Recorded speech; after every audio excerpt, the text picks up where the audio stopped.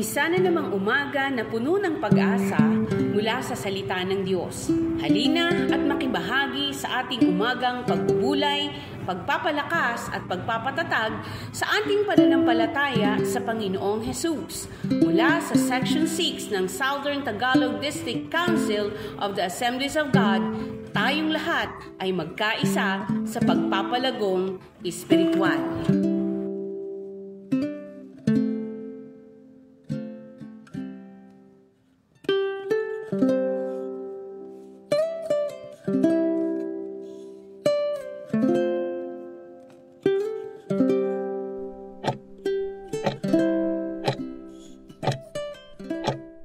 Praise the Lord, mga kapatid.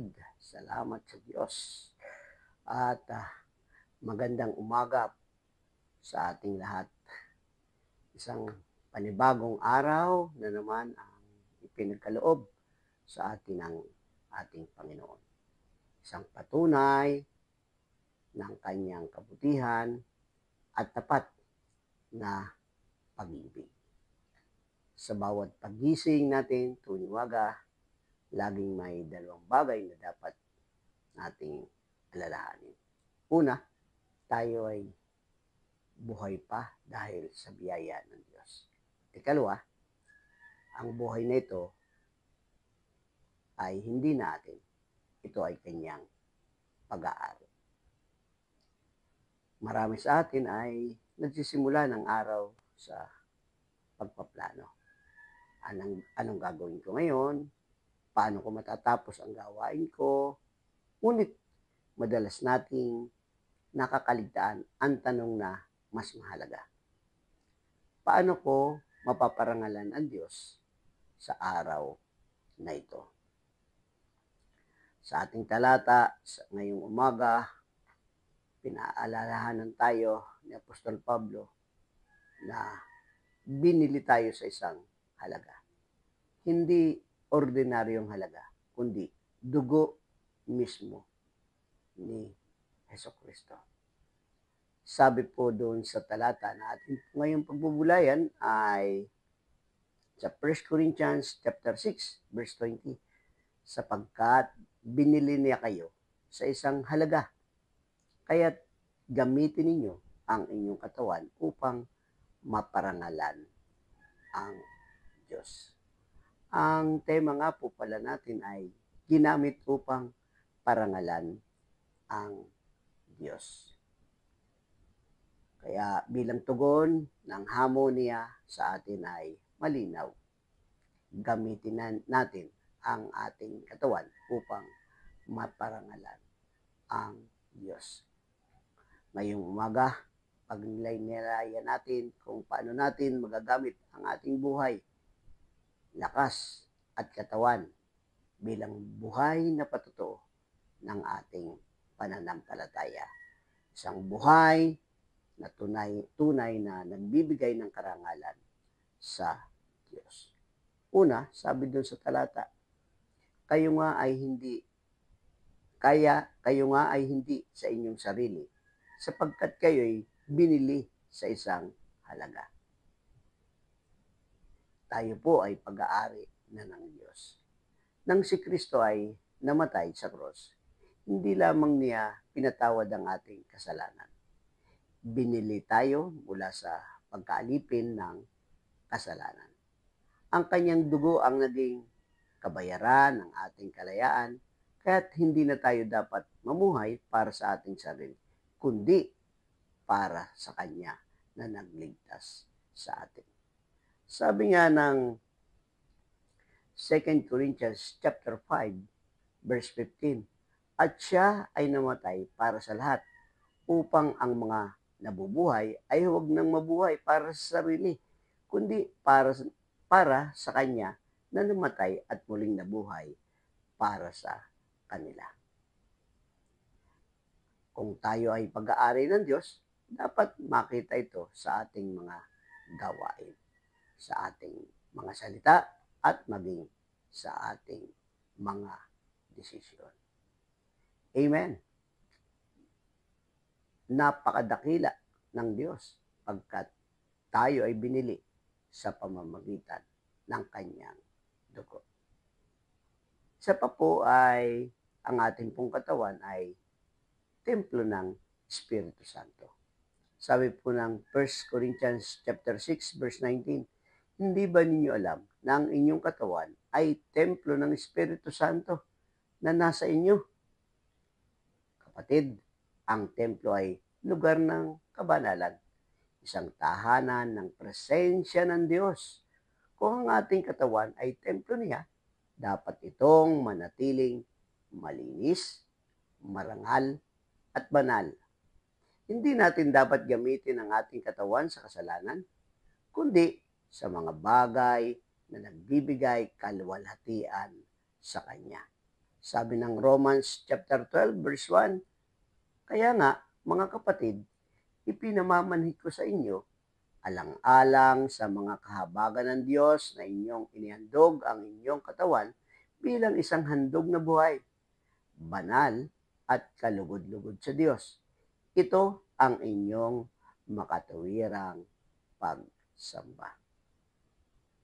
Kung paano natin pinahalagahan ang ating katawan sa pagkain, pag-iisip at normal na pamuhay, iyon ang pagsamba rin sa Diyos.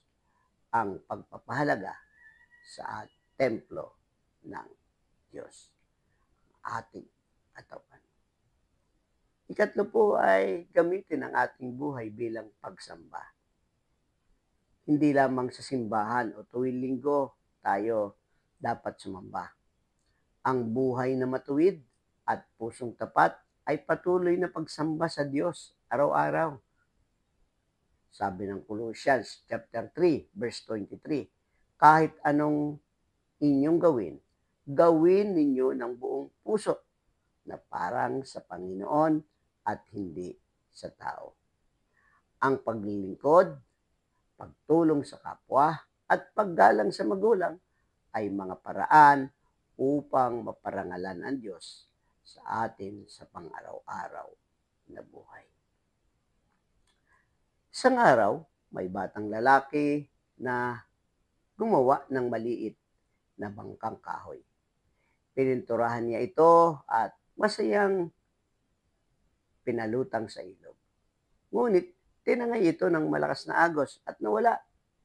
Makalipas ang ilang linggo, nakita niya ito sa isang tindahan ng laruan. Sinabi ng may-ari, kung gusto mong kunin ito, kailangan mong bayaran. Binili ng bata ang bangka at pagkakuha niya, sinabi niya, ikaw ay akin na ulit. 2 beses na kitang pag-aari. Una, ginawa kita. Pangalawa, binili kita. Ganon din si Jesus sa atin. Una, nilikha niya tayo. Pangalawa, binili niya tayo sa krus. Kaya tayo ay Kanya at nararapat lamang na gamitin natin ang ating buhay upang siya'y maparangalan. Mga kapatid, tayo ay binili ng napakalaking halaga, ang dugo ni Kristo. Kaya't sa bawat araw, sa bawat kilos at salita, gawin natin ito para sa kaluwalhatian ng Diyos. Ang ating katawan, buhay, at puso ay Kanyang gamitin. Kaya, gamitin natin ito ng may kabanalan at pasasalamat. Salamat sa Panginoon, pagkat sa kabila ng mga bagay na hindi kalugod-lugod sa Panginoon, ay minabuti pa rin niya na tayo ay bilhin sa pamamagitan ng Kanyang dugo. Tayo po ay manalangin. Panginoon, napakalaking pribilehiyo o pasasalamat sa ginawa mo sa krus ng Kalbaryo. Ang iyong dugo na nagligtas at bumili sa amin mula sa kasalanan. Turuan ninyo kaming mamuhay na may kabanalan, na gamitin ang aming katawan at buhay upang ikaw ay maparangalan. Sa bawat araw, naway makita sa amin ang inyong kabutihan at pag-ibig. At Panginoon, patuloy pong ayusin mo ang bawat isa sa amin, ang aming pamumuhay, maging ang aming kalusugan ng pangangatawan, maging ang aming mga kabuhayan. Ang aking pundalangin din, Panginoon, ang aking mga kasamang manggagawa, ingatan po sila at madubayan sa lahat ng kanilang pupuntahan, maging ang kanilang mga pamilya. Salamat po, Panginoon. Hinihiling po namin ito sa pangalan ng iyong anak na si Jesus. Amen.